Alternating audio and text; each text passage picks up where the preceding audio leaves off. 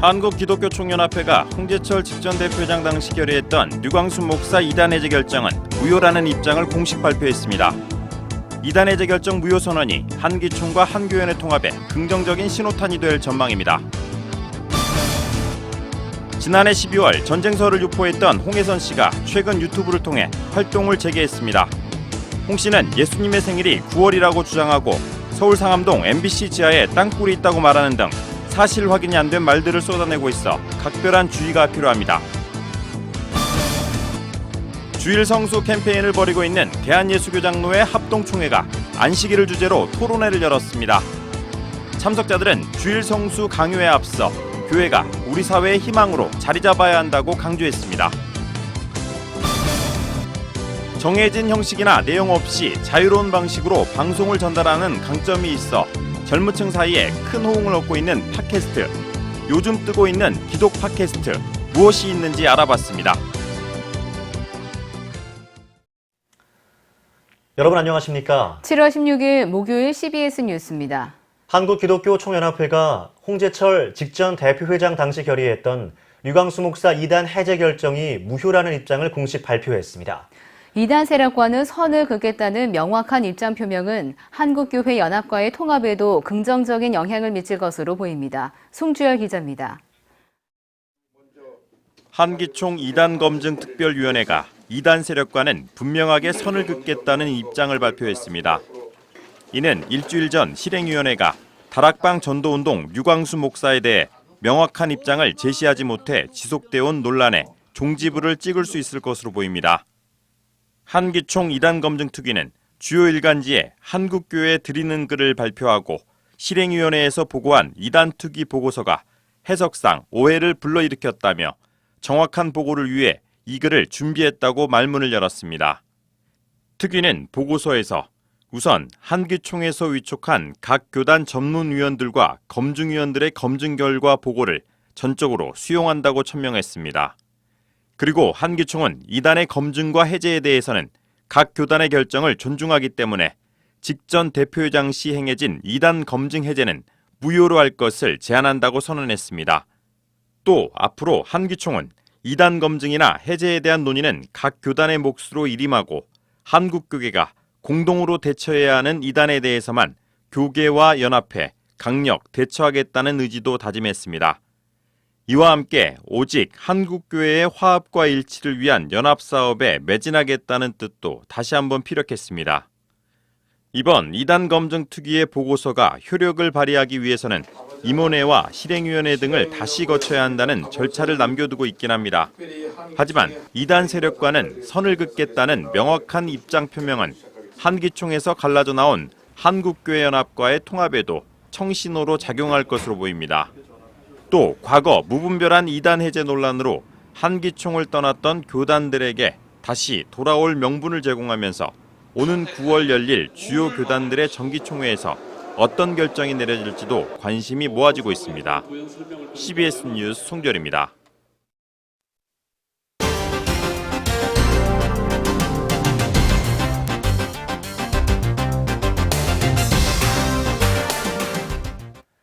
지난해 12월 전쟁서를 유포했던 홍해선 씨가 최근 유튜브를 통해 활동을 재개했습니다.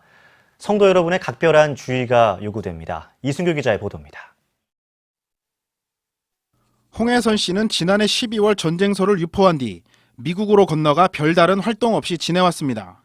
홍 씨의 전쟁설로 인해 가정과 직장을 포기하고 미국이나 필리핀으로 건너갔던 사람들이 나오기도 했습니다.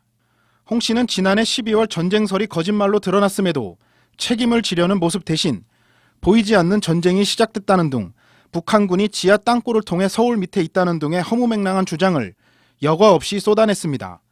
이렇게 사회적 물의를 일으켰던 홍해선 씨가 최근 유튜브를 통해 활동을 재개했습니다. 홍 씨가 올린 동영상에 따르면 예수님의 생일이 9월이라고 주장하고 서울 상암동 MBC 지하에 땅굴이 있다고 말하는 등 사실 확인이 안 된 말들을 쏟아내고 있습니다. 이와 함께 땅굴이 없다고 말하는 사람들은 모두 종북일 가능성이 높다고 주장하고 있습니다. 메르스가 화학전쟁 준비를 위한 테스트라는 주장과 땅굴이 남한 전역에 뚫려 있다는 등의 주장도 여전히 유포되고 있습니다. 논란을 일으켰던 지난해 12월 전쟁설에 대해서는 이미 북한이 지하전쟁을 시작했다며 다만 우리가 모르고 있을 뿐이라고 말했습니다. 홍 씨의 활동은 예언에서 그치지 않습니다. 21세기 미션 필름이라는 이름으로 자신이 출연한 드라마를 유튜브에 올리는 등 종잡을 수 없는 행보를 보이고 있습니다. 특별히 주의해야 할 점은 홍 씨가 오는 8월 15일 서울에서 연다는 축사 치유 집회에 참석하지 않는 겁니다. 이미 홍 씨의 예언이 빗나갔고 계속 허무맹랑한 주장을 하는 상황에서 집회 참석은 의미 없는 일이기 때문입니다. 이 집회는 참가비가 1시간에 10만 원으로 결코 싼 가격이 아닙니다. 12월 전쟁설로 무리를 일으켰던 홍해선 씨, 성도들의 각별한 주의가 요구됩니다. CBS 뉴스 이승규입니다. 주일 성수 캠페인을 벌이고 있는 대한예수교장로회 합동총회가 안식일을 주제로 토론회를 열었습니다. 참석자들은 성도들에게 주의를 지키라고 강요하기에 앞서 교회가 우리 사회의 희망으로 자리 잡아야 한다는 주장에 공감했습니다. 조혜진 기자입니다. 주일날 어디에 계십니까 등의 포스터와 주일을 지키자는 스티커 등을 제작하며 주일 성수 캠페인을 진행 중인 예장합동총회 교육진흥원이 안식일을 주제로 토론회를 열었습니다. 총신대 박용규 교수를 비롯해 맑은샘 광천교회 이문희 목사 등 4명의 목회자들은 먼저 안식일의 개념부터 짚어봤습니다. 전주 서부중앙교회 노재성 목사는 안식일에 베데스다 연못을 찾아가 병자를 고쳐주셨던 예수 그리스도의 이야기를 언급하며 안식일의 핵심 개념은 자비라고 강조했습니다. 인자가 안식일의 주인이다. 그 인자가 원하는 것이 뭐냐를 말씀하세요. 인자가 원하는 것은 제사도 아니고 그러니까 예배가 아니죠. 자비 이야기하는 겁니다. 긍휼을 이야기하고. 토론회에서는 인터넷에 접속만 하면 들을 수 있는 담임 목사의 설교 등 반드시 주일날 교회를 가지 않아도 될 것만 같은 환경이 주일 성수의 개념을 희미하게 만들고 있다고 진단했습니다. 따라서 교회가 공동체 예배에 신학을 가르쳐야 한다고 지적했습니다. 우리 교인들에게 다시 공동체 예배, 함께 한 자리에 한 시간에 모여서 예배하는 이 운동을 회복해야 되겠다. 이 자리에서는 특히 한국교회가 교인들에게 주일 성수를 강조하기에 앞서 교회는 희망이란 인식을 심어줄 수 있도록 교회가 체질을 바꿔야 한다는 주장도 제시됐습니다. 교회가 민족의 아픔에 동참했던 3.1운동 직후에는 잠재적 크리스천들이 많아졌지만 7, 80년대 교회가 양적 성장에 몰두했던 시기에는 젊은이들의 마음이 이미 교회를 떠났다는 것입니다.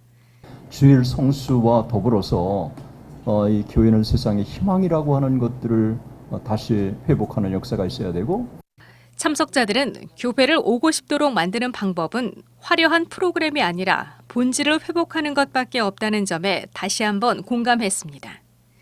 CBS 뉴스 조혜진입니다.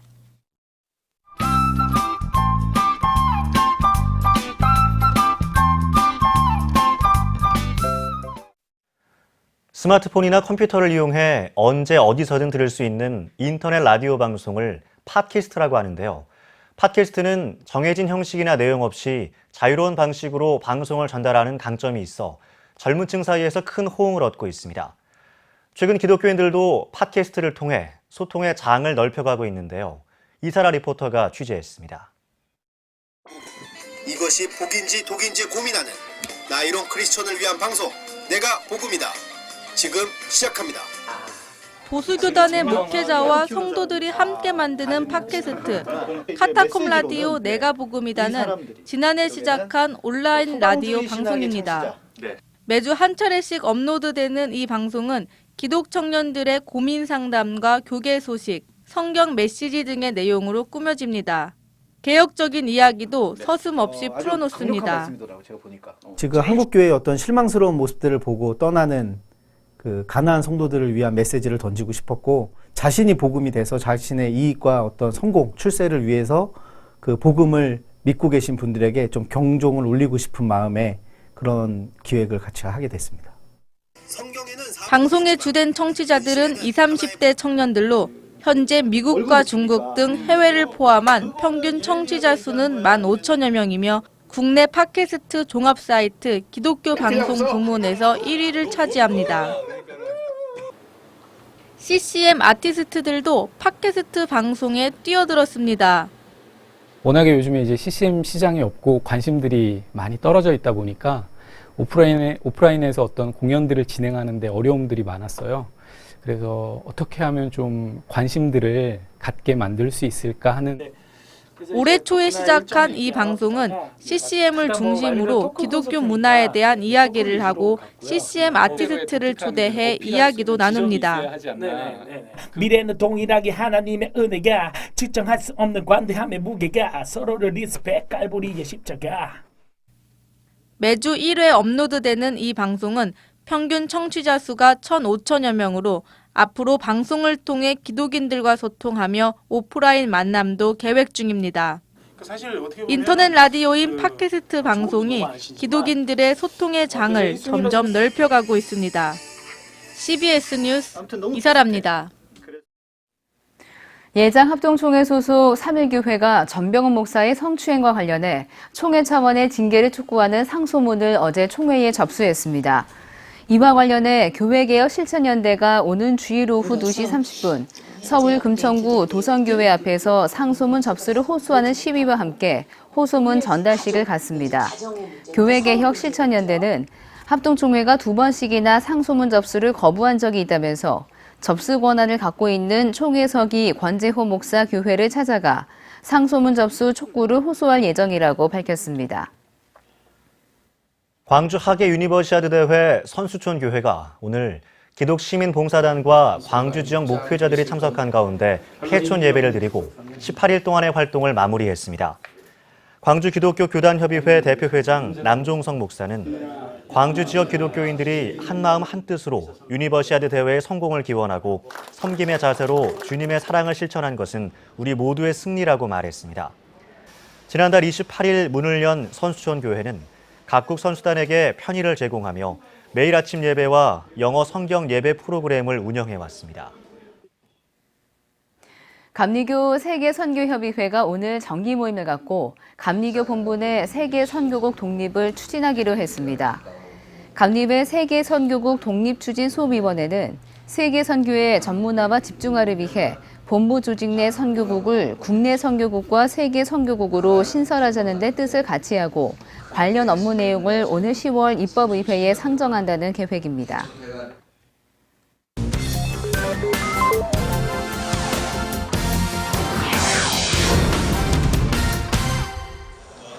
이어서 지역별 교계 소식입니다.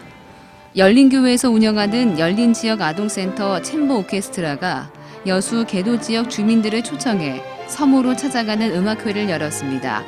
음악회에는 클래식과 영화음악, 성가곡에 이르기까지 다양한 장르 음악이 연주돼 지역 주민들의 박수갈채를 받았습니다.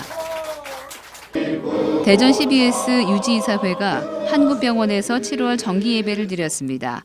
대전 CBS 유지이사장 조광휘 장로는 우리들이 여기 모일 목적은 오직 하나님을 위한 것이라며 하나님의 나라 확장을 위해 쓰임받는 대전 CBS가 올바른 길로 갈 수 있도록 유지이사회도 적극적으로 기도하고 협력하겠다고 밝혔습니다.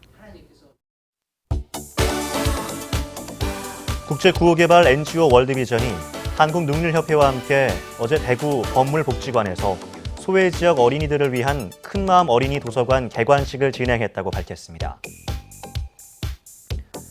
필리핀에서 장애, 비장애 통합학교를 운영하는 미랄복지재단이 최근 신한은행의 지원으로 학교를 증축하고 컴퓨터 교육을 할 수 있는 정보화 교실을 운영하기로 했다고 밝혔습니다. 한국 YMCA는 통일운동을 적극적으로 펼치기 위해 전국 67개 지역 YMCA의 통일위원회를 만들기로 하고 오는 25일 철원제일감리교회에서 한국 YMCA 평화통일운동협의회 창립 예배를 드립니다. 한부모 여성들의 자조 모임인 다비다 자매회가 다음 달 7일과 8일 이틀 동안 경기도 가평 설곡산 다일 공동체에서 싱글맘 가족이 함께 떠나는 여름 캠프 행사를 갖습니다. 지난해에 이어 올해 두 번째로 열리는 여름 캠프는 예수전도단 찬양팀과 함께 말씀과 찬양 집회로 진행됩니다.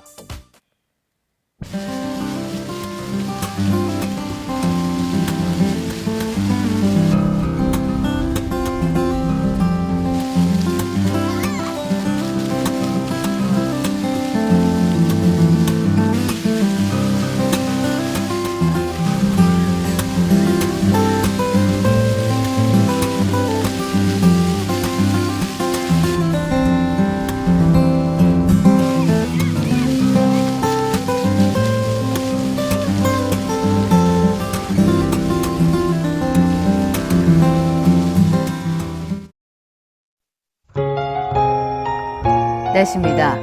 내일은 전국적으로 대체로 흐린 가운데 곳에 따라 가끔 비가 오는 곳이 있겠습니다. 아침 최저 기온은 15도에서 22도로 예상돼 오늘과 비슷하겠고 낮 최고 기온은 21도에서 30도로 예상돼 오늘보다 조금 더 낮겠습니다. 이상으로 CBS 뉴스를 마칩니다.